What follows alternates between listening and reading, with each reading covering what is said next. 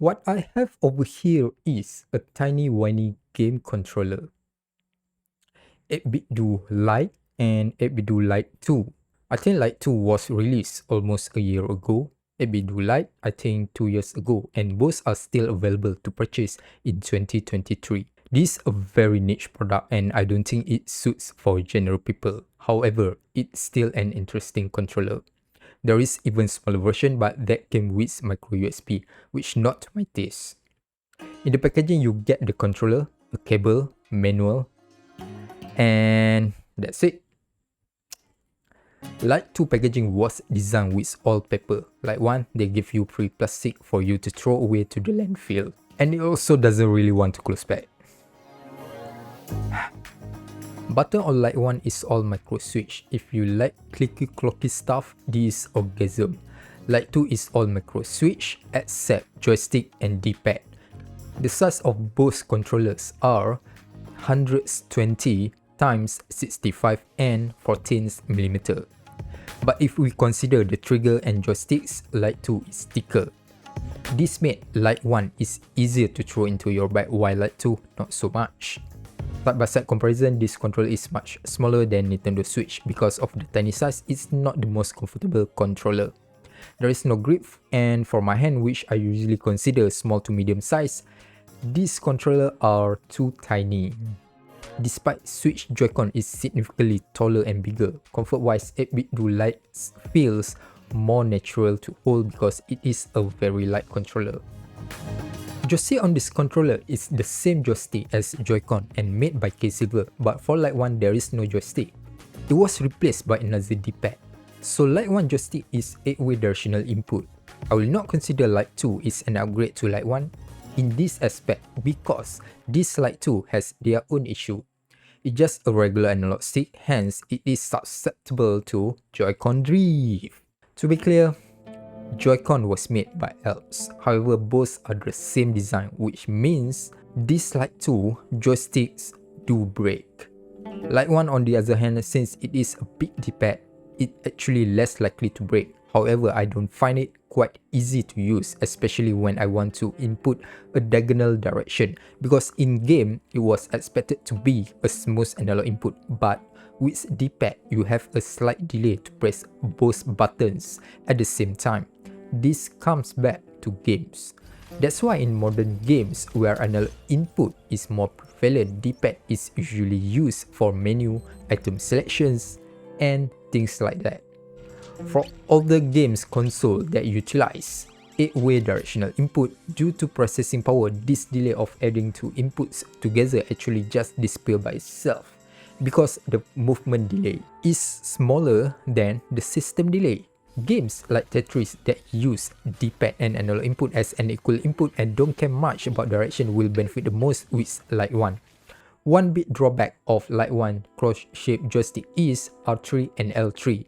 Instead adding an extra button to separate the center click, they put the center click on the center of the cross shape. So when I press R3, I tend to press other buttons as well. D-pad on Lite 1 is a button style with similar size to Joy-Con. Lite 2 D-pad is a cross-shaped D-pad with the same size to D-pad on Switch Lite. D-pad on Lite 2 is much better designed, and since it uses a rubber dome, it is a lot lighter to press, and yes, it's also better than the cross-shaped joystick on Lite 1. Both controllers have 45 degrees angle placements, hence it's much more comfortable than Joy-Con. Trigger on both controller is non-analog trigger. Trigger placement on Lite 1 was placed in line with the bumper. It's not uncomfortable but can be challenging if you never use it. Plus, usually this placement was designed for micro buttons. Lite 2 used Joy-Con style with a slightly wider buttons. In this case, Lite 2 is a lot easier to use than Lite 1. Since Lite 2 used Joy-Con design, it also has a smaller bumper. Lite 1 is a lot bigger because it takes the whole body thickness. Therefore, bumper on Lite 1 is much easier to use. However, in combination of trigger and bumper, I will go with Lite 2 because most people are already comfortable with bumper top, trigger bottom style. So if you want to give any of these controllers to someone, I suggest go with Lite 2. But if you hate someone, go with Lite 1. ABXY buttons on both controllers are the same size and the same placement as Joy-Con. Lite 1 uses micro switch like Joy-Con, while Lite 2 uses rubber dome. With Lite 2, you get more travel distance, but with Lite 1, you get those mouse click feeling with around 0.3 to 0.5 millimeters. For me, I prefer Lite 2 buttons since it's a lot easier to press, but I don't think both are bad. If you like Joy-Con button, Lite 1 is the way to go. There is no macro, but there is turbo function. The D-pad and joystick are not included for turbo. Press any button, then press turbo to activate. Do the same to deactivate the function. Turbo function is independent with any buttons. You can have as many buttons possible on turbo mode. Gyro also exists with Lite 2, but Lite 1 don't have it. Lite 2 has two modes, switch and D input, while Lite 1 has switch and X input. So in this case, Lite 1 is more PC friendly, but I don't think PC platform is what this controller aim for. Most people bought this for mobile and switch, hence D input and switch will make more sense. Furthermore, switch mode doesn't get detected by PC. So basically, it really targeted toward mobile and Nintendo Switch audience. I'm using Android and I don't have any games that actually can take advantage of this controller.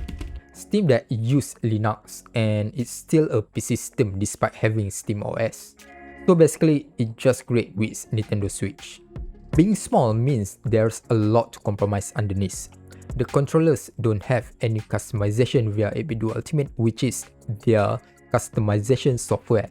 There is no haptic feedback tool with both controllers. PC connectivity is kind of missed with Lite 2 and not much suitable with Lite 1. Gyro only available on Lite 2 in Switch mode. The controllers also don't have NFC and Nintendo Switch pickup function. Wired connections only works with Lite 2. However, since the tools only allows for X input and we only have the input with Lite 2, measuring the latency in details is not possible. However, I don't think any of these controllers will focus on speed but more on mobility. With Lite 1, the lowest latency I get is 6 milliseconds, but on average it's about 50 to 100 milliseconds. This was expected since these tiny controllers only have 480 mAh battery. Even with small battery, it does go quite long, but I didn't manage to test for endurance since my Switch died first before this thing is dead. Although on paper, 8BitDo claim it can go 18 to 20 hours.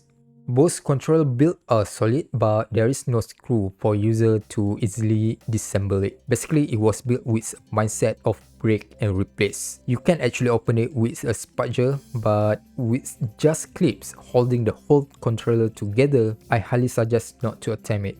In fact, it is very hard to open it in the first place. So with the joystick that can go back on Lite 2 on repairability, I am not impressed with 8BitDo approach. Both controllers are available in the market with Lite 1 about $5 cheaper than Lite 2. There is few colors to choose from. All colors that available, to be honest, looks cute. If you appreciate the mobility and its stunning build, I think this is a fine buy for its function. Otherwise, it's merely for its uniqueness. For more general audience, even for intended audience, I still think this is more pricey than it should. This is still a niche product and you only buy either for fun or just want to taste something new. The thing about niche product is, regardless of the price, people will buy. For the conclusion, the only pro of this controller is it's cute, it's easy to store, goes well with Nintendo Switch.